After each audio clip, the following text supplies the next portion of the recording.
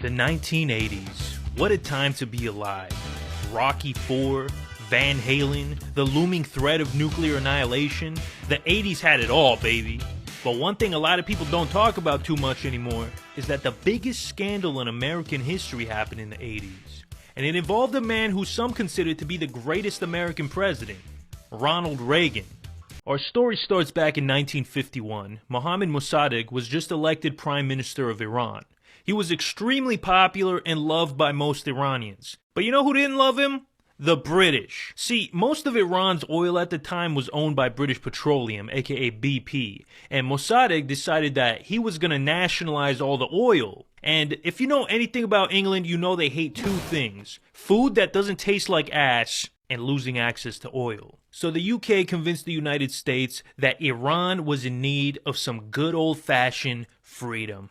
And on August 19th, 1953, Mohammad Mossadegh was ousted by a CIA-backed coup and replaced with the Shah of Iran, who was more in line with Western interests. And things were going pretty good for him until 1979, but we'll come back to that later. Meanwhile, on the other side of the world, in Nicaragua, a group known as the Sandinistas were fighting to overthrow the US-backed dictator Anastasio Somoza. And on July 17, 1979, they succeeded and took control of the government. Now, the Sandinistas were socialists backed by Cuba, and let's just say Ronald Reagan wasn't too happy about that. The Sandinista rule is a communist reign of terror. Many of those who fought alongside the Sandinistas saw their revolution betrayed. They were denied power in the new government. Some were imprisoned, others exiled. Thousands who fought with the Sandinistas have taken up arms against them and are now called the Contras. They are freedom fighters. That brings us to the Contra part of the Iran-Contra scandal. The Contras were a collection of right-wing paramilitary groups that opposed the Sandinista government. And Reagan had a huge boner for these guys. At one point, he even said that they were, quote, the moral equivalent of the Founding Fathers. Now, I should probably mention that the Contras were accused of pretty much every human rights abuse imaginable. Kidnapping, torture, rape, killing civilians. These guys were doing it all. So yeah, they're not exactly fucking Ben Franklins over here. And don't get me wrong, the Sandinistas were no angels themselves, but the thing with the Contras is that they didn't really have any oversight, so nobody held them accountable when they did messed up stuff. But hey man, at least they weren't a bunch of filthy commies. So the US sent them tens of millions of dollars of aid every year. But Congress thought that Reagan and the CIA were going a little too hard in Nicaragua, so they passed the Bolin Amendment in 1983, which completely cut off all funds to the Contras and prohibited the CIA from carrying out any operations there. But Reagan wasn't going to let a stupid little thing like Congress stop him from helping out the Contras. But of course, he couldn't do it by himself, so Reagan started looking for somebody that could help out the Contras under Congress's nose. And it wouldn't be long before he found the perfect guy. Congress stopped the Contra money flow, just cause they moved a teeny bit of blow.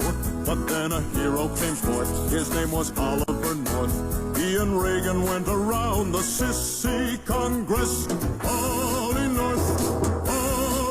Lieutenant Colonel Oliver North was a decorated Marine with more medals than the fucking periodic table. You might recognize him from Call of Duty Black Ops 2. Lieutenant Colonel North, NSC. He was the perfect guy for the job. He had experience, he was a patriot, and most importantly, he knew how to keep his mouth shut.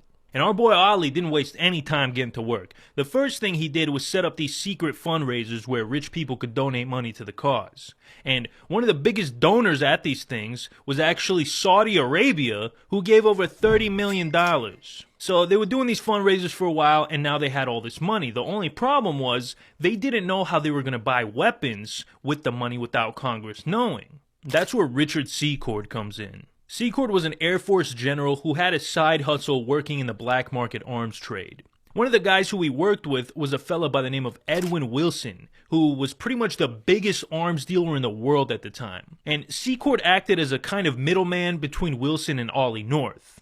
Well, that is until Wilson fucked around and got himself thrown into prison after he got caught selling 40 tons of explosives to Libya.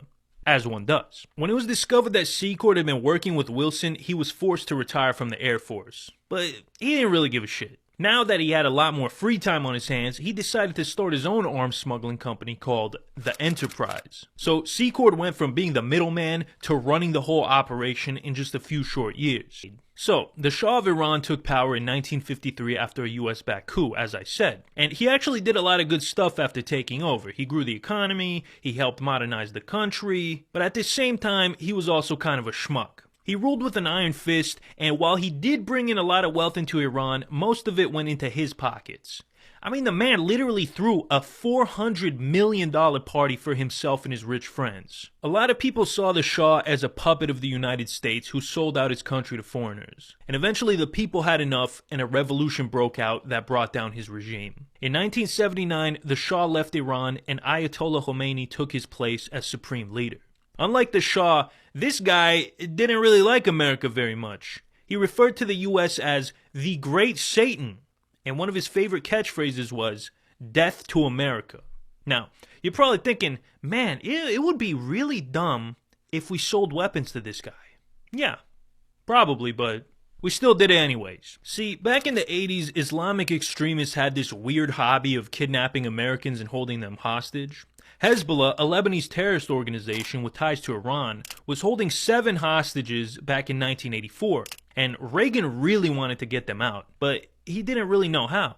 And then one day, Ollie North gets a call from a dude named Manouchehr Ghorbanifar, who had connections to the Iranian government. My friend, I can get some of the hostages out. If you just do me a little favor and sell some missiles to Iran. This was exactly the opportunity that Reagan was looking for. But there were 2 issues. 1, there was an arms embargo on Iran. And 2, Reagan had a very strict, we don't negotiate with terrorists policy. Our government has a firm policy not to capitulate to terrorist demands. But then Ronnie thought to himself, okay, maybe just this one time, maybe just this once we'll negotiate with terrorists. Just a little bit. So he told Ollie North to set the deal up. But obviously, if anybody found out about this, they would be in deep shit. So they had to get creative. That's when Bob McFarlane, Reagan's national security advisor, came up with a brilliant idea. They could just use Israel as a middleman.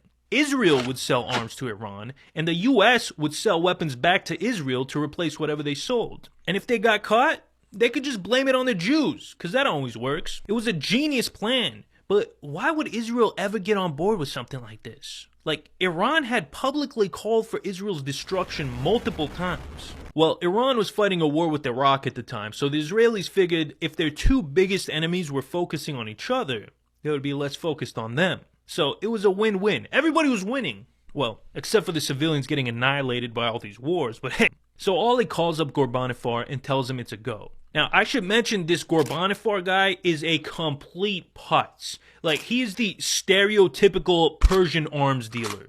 Reagan called him a devious character, and Bob McFarlane said he was, quote, one of the most despicable people I have ever met. According to the National Security Archive, Ghorbanifar was almost universally discredited for misrepresenting all sides' goals and interests.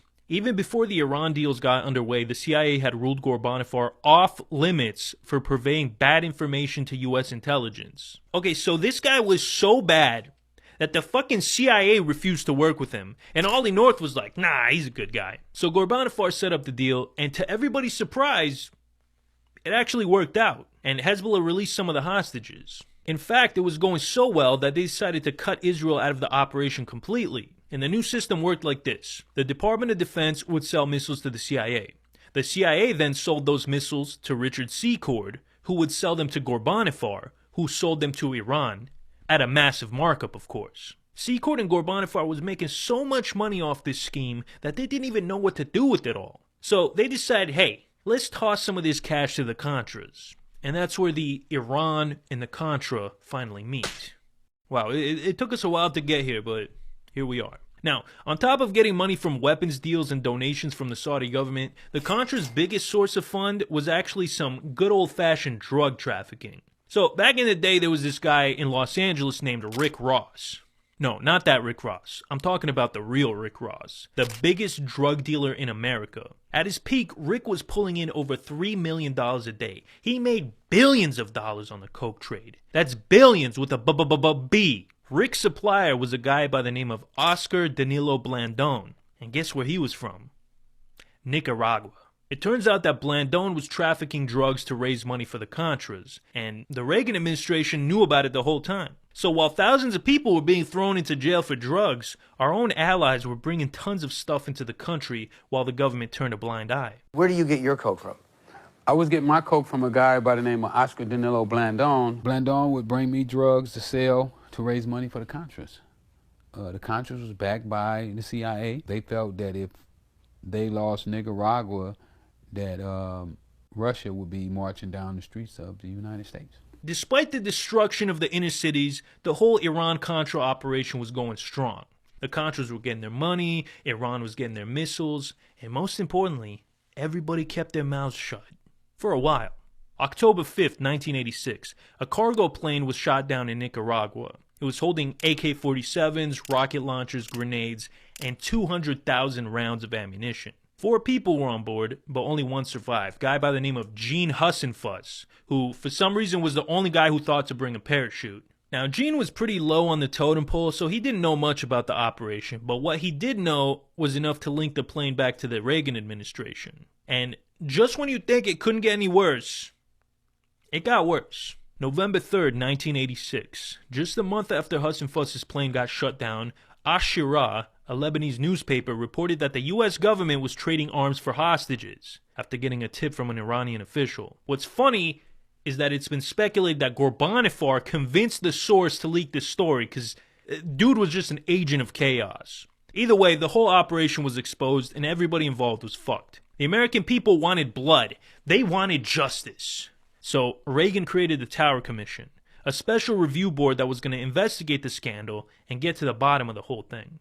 So, just to reiterate, the president opened up an investigation into the president. And I appointed a special review board, the Tower Board, which took on the chore of pulling the truth together for me and getting to the bottom of things. But obviously Reagan wasn't going to take the blame himself, so Ollie North volunteered to be the fall guy. And in some way, he was always intended to be the fall guy, right from the get-go. Luckily, right after shit hit the fan, Ollie North decided to throw a little party. A shredding party. Ollie and his secretary got together and destroyed every single piece of evidence related to Iran-Contra. Also, he was definitely hitting that. I shredded. I was never told not to shred. I shredded because I thought it was the right thing to do. When I didn't have a shredder, I put it in a burn bag and they were burned. So the official story was that Oliver North went rogue and did all this stuff behind the president's back with some help from a few other people in the government. For this, he was convicted of obstructing justice, destroying documents, and accepting bribes, for which he served a total of 0 days in prison because he got off on a technicality. But again, he didn't do all this by himself, so what happened to the rest of the gang? Richard Secord and his business partner, Albert Hakim, each got 2 years. Probation. General, what effect do you believe that these highly publicized proceedings will have on the willingness of foreign countries and individuals to cooperate with the United States on proper covert operations in the future? In my opinion, the whole world is laughing at us. The Secretary of State, Secretary of Defense, National Security Advisor, and 2 CIA members were all pardoned by George Bush Sr. once he got into office. So pretty much everyone involved got off with a slap on the wrist at worst. Oh, actually that's not true. There was one person who got punished pretty badly. Mehdi Hashemi, the guy who leaked the Iran arms sale story to the Lebanese press, he was executed for treason. But yeah, this was basically the biggest scandal in American history, and everyone got away with it. And nobody gives a shit to this day. I don't hear anybody talking about this anymore. You have all these conspiracy theories coming out recently, but then you have real conspiracies that are now declassified, that are right in front of our eyes, and nobody seems to care. I wonder why.